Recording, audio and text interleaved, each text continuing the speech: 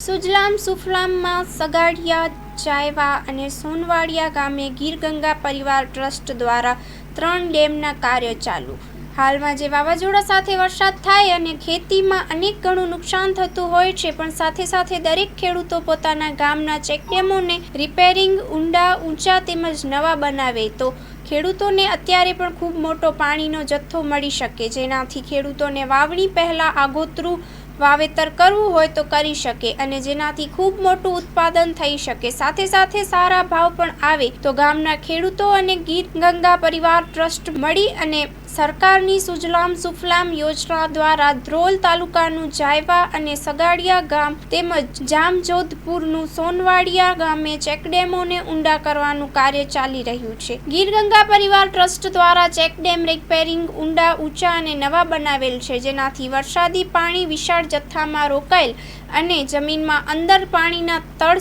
ખૂબ ઊંચા આવેલ છે. ગીરગંગા પરિવાર ટ્રસ્ટ દ્વારા સૌરાષ્ટ્રમાં 11,111 ચેકડેમો તૈયાર કરવાનો સંકલ્પ કરવામાં આવ્યો, તેમાંથી 295થી વધુ ચેકડેમ પૂર્ણ થઈ ગયા છે, તેમજ 11,111 રિચાર્જ બોર કરવાનો પણ તેમને સંકલ્પ કરેલ, તેમાંથી 1400થી વધુ રિચાર્જ બોર થઈ ચૂક્યા છે. આ રીતે દરેક પ્રસંગોએ સારા કાર્યોની શરૂઆત વરસાદી પાણીનું યોગ્ય જતન કરવાથી થાય તો પાણીનો પ્રશ્ન ખૂબ જ સરળતાથી હલ થઈ જાય.